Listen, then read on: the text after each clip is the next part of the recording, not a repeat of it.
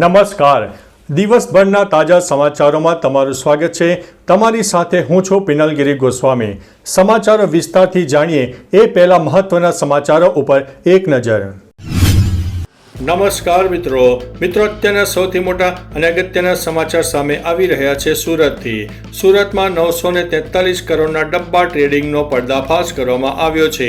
સુરત એસઓજીએ મોટા વરાછામાં ચાલતા 943 કરોડના ગેરકાયદેસર ડબ્બા ટ્રેડિંગ અને ઓનલાઈન ગેમિંગ રેકેટનો પર્દાફાશ કર્યો છે. સનરાઈઝ ડેવલપમેન્ટ ઓફિસમાં આડમાં ચાલતા આ રેકેટમાં 8 આરોપીઓની ધરપકડ થઈ છે. આરોપીઓએ કેસ્ટિલો 9 અને સ્ટોક ગ્રો જેવા સોફ્ટવેરથી સેબીની પરવાનગી વગર ડબ્બા ટ્રેડિંગ કરતા હતા. ઉપરાંત પ્રતિબંધિત વેબસાઇટ દ્વારા સ્પોર્ટ્સ અને કસિનો ગેમિંગ ઉપર સટ્ટાબાજી પણ કરાવતા હતા. મિત્રો, અન્ય મહત્વના સમાચારની વાત કરીએ તો 4 જુલાઈએ ભારે વરસાદની આગાહી.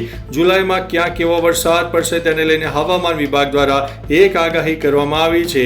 આગામી સમય મુજબ 4 જુલાઈથી ગુજરાતમાં ફરી એકવાર ભારે વરસાદનો રાઉન્ડ આવશે, જેમાં ઉત્તર ગુજરાત, મધ્ય ગુજરાત, પૂર્વ ગુજરાત અને દક્ષિણ ગુજરાત સહિતના વિસ્તારમાં ભારે વરસાદનું અનુમાન છે. સૌરાષ્ટ્રમાં કચ્છમાં 4 જુલાઈ સુધી હળવાથી મધ્યમ વરસાદની શક્યતા છે. આગામી એક અઠવાડિયા સુધી સૌરાષ્ટ્ર અને કચ્છમાં ભારે વરસાદની પણ શક્યતા વર્ણવવામાં આવી છે. મિત્રો, અન્ય મહત્વના સમાચારની વાત કરીએ તો અંબાલાલ પટેલની નવી આગાહી. હવામાન નિષ્ણાત અંબાલાલ પટેલની નવી આગાહી સામે આવી છે. તેમના કહેવા મુજબ દક્ષિણ ગુજરાતના ભાગોમાં ભારે વરસાદ પડી શકે છે. વડોદરાના કેટલાક ભાગોમાં પણ ભારે વરસાદ આવી શકે છે. સાબરકાંઠા, અરવલ્લી, પંચમહાલ જિલ્લામાં પણ ભારે વરસાદની સંભાવના છે. 3 થી 7 જુલાઈ સુધી રાજ્યમાં ઘણા ભાગોમાં ભારેથી અતિભારે વરસાદ થઈ શકે છે. તેમણે આવનારા સમયમાં ગુજરાતમાં સારો વરસાદ રહેશે તેવી પણ આશા વ્યક્ત કરી છે. મિત્રો, અન્ય મહત્વના સમાચારની વાત કરીએ તો હિમાચલમાં વરસાદનો કહેર. 285 રસ્તા બંધ, 39ના મોત. હિમાચલ પ્રદેશમાં ભારે વરસાદ અને ભૂસ્ખલનને કારણે સ્થિતિ ગંભીર બની છે. રાજ્યભરમાં 285 રસ્તા બંધ છે અને મોન્સૂન બાદ અત્યાર સુધીમાં 39 લોકોના મોત થયા છે. છેલ્લા 24 કલાકમાં 3 લોકોએ જીવ ગુમાવ્યા છે. મંડી અને કુલ્લુ નેશનલ હાઈવે પર ભૂસ્ખલન થતાં ટનલમાં ગાડીઓ પણ ફસાઈ ગઈ હતી અને 4 જિલ્લાઓમાં સ્કૂલો પણ બંધ કરાઈ હતી. મિત્રો, અન્ય મહત્વના સમાચારની વાત કરીએ તો ગુજરાતમાં 132 તાલુકામાં મેઘમહેર જોવા મળી છે. પોરબંદરના રાણાવામાં સૌથી વધુ 3 ઇંચ વરસાદ ખાબકી ગયો, જ્યારે 109 તાલુકામાં 1 ઇંચની અંદર વરસાદ વરસ્યો. જૂનાગઢ, જામનગર, દેવભૂમિ દ્વારકા અને કચ્છ સહિતના વિસ્તારોમાં પણ સારો વરસાદ થયો છે. હવામાન વિભાગે 6 જુલાઈ સુધી ભારેથી અતિભારે વરસાદનું યલો અને ઓરેન્જ એલર્ટ પણ આપી દીધું છે. મિત્રો, અન્ય મહત્વના સમાચારની વાત કરીએ તો પાન કાર્ડને લઈને મોટા સમાચાર સામે આવ્યા છે. ગઈકાલથી મિત્રો હવે આ નિયમ લાગુ પડી ગયો છે. જો કોઈને નવું પાન કાર્ડ બનાવવું છે તો તેના માટે આધાર ફરજિયાત છે. સેન્ટ્રલ બોર્ડ ઓફ ડિરેક્ટર્સ ટેક્સે 1 જુલાઈ મંગળવારથી પાન કાર્ડ અરજદારો માટે આધાર વેરિફિકેશન ફરજિયાત કર્યું છે.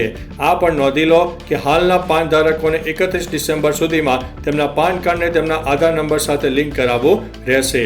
મિત્રો, અન્ય મહત્વના સમાચારની વાત કરીએ તો જાણી લો વરસાદની આગાહી, પછી બહાર નીકળજો.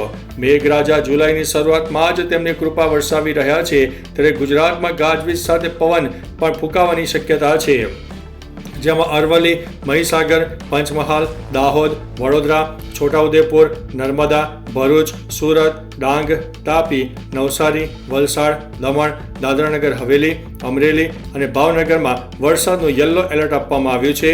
બાકી બચેલા જિલ્લાઓમાં હળવા મધ્યમ વરસાદની શક્યતા રહે છે.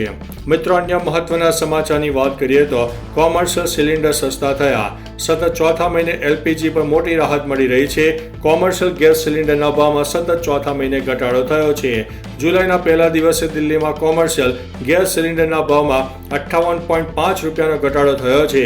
હાલમાં દિલ્હીમાં કોમર્શિયલ ગેસ સિલિન્ડરનો ભાવ 1665 રૂપિયા થયો છે. ઘરેલું ગેસ સિલિન્ડરના ભાવમાં કોઈ ફેરફાર થયો નથી. કોલકાતામાં 19 કિલોના એલપીજી સિલિન્ડરની કિંમત 1769 રૂપિયા અને મુંબઈના તેની કિંમત 1616 રૂપિયા જોવા મળી છે. મિત્રો, અન્ય મહત્વના સમાચારની વાત કરીએ તો રાજ્યમાં એક સાથે 106 બાળકોને ફૂડ પોઈઝનિંગની અસર જોવા મળી છે. ગાંધીનગરના દેગ ગામમાં એક શાળાની બેદરકારી સામે આવી છે.